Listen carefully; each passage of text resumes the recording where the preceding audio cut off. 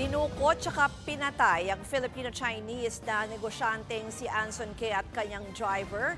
Itinapon lang ang kanilang bangkay sa gilid ng kalsada sa Rodriguez, Rizal. Para bigyan po tayo ng detalye, makakausap natin sa linya ng telepono si Brian Castillo. Brian, ano ba itong mga nadiskubre ng PNP kaugnay nitong krimen? Rules sinumpirma nga ng Philippine National Police na siya nawawalang Filipino-Chinese businessman na si Anson K. at driver nitong si Armani Pabilio ang natagpo ang dalawang bangkay sa Rodriguez, Rizal kahapon. Kapwa nakasalid sa nylon bag, nakapackaging tape ang mga mukha at nakatali pa ang mga kamay ng matagpuan ng mga biktima sa madamong bahagi sa gilid ng kalsada.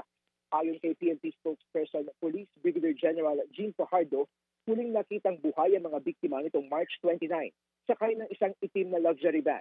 Nitong April 8 lang, natagpo ang abandonado ng PNP Highway Patrol Group ang naturang van sa Quezon City.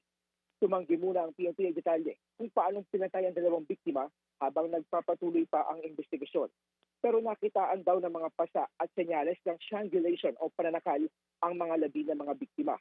Kabilang sa mga tinitignan anggol ng pulisya ay kung may kinalaman sa pogo ang pagpatay sa negosyante.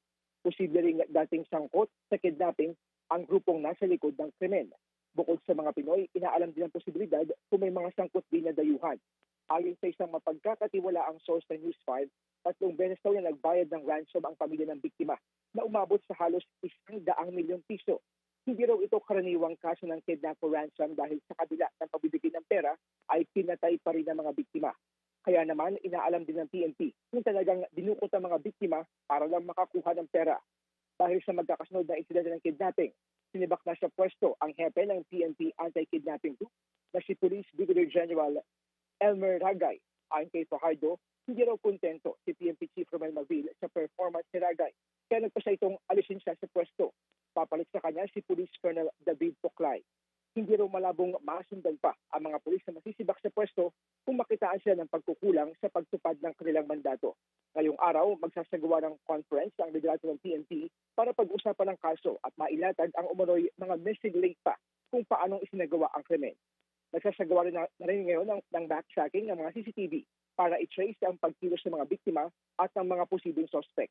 Ipinag-utos din ng PNP Chief ang pagbuo ng Special Investigation Task Group o SITG na manghuna sa pag-iimbestiga. Ruth? Brian, meron na ba silang natukoy na posibleng mga suspect o persons of interest kaugnay dyan? Ruth, sa ngayon, tumanggi muna yung PNP na magbigay ng specific details in terms of sino ba yung mga talagang posibleng nasa likod ng krimen. Ang binigay lang nila is yung naniniwala sila na hindi malabong mga dati nang nasangkot sa insidente ng kidnap o ransom itong mga nasa likod nito at posible nga na may kaugnayan sa Pogo. Yun lang ngayon yung binibigay nilang detalye patungkol dyan. Brian, yung isa pang gusto kong balikan, yung binanggit mo kanina na nagbayad ng ransom na mahigit magkano ito, medyo malabo kasi kanina. Magkano nga ulit yung ransom, tsaka paano nauwi dyan? Nakipag-ugnayan ba yung mga kidnapper dun sa pamilya ni Anson K? Ruth, ang isang kwento ng isang source sa atin ay nagbayad nga ng aabot sa 100 million pesos itong pamilya ng biktima at binigay nila yan in 3 tranches. Nakipag-ugnayan yung mga suspects sa pamilya ng biktima sa pag-aakala nga na, o they're hoping na mapakawalan nga eventually itong kanilang kaanak. Pero ang problema, kahit nagbayad na ng mahigit ng almost 100 million pesos, ay tinuluyan pa rin o pinatay pa rin ng mga suspect itong biktimang si Anson K. Yan po ang Express Report ni Brian Castillo. Mga kapatid, ako po si Ruth Cabal. Maging maalam at may pakialam sa mga may init at rumaratsyadang balita sa Frontline Express. Para maging updated sa balitaan, mag-subscribe lang sa social media pages ng News 5.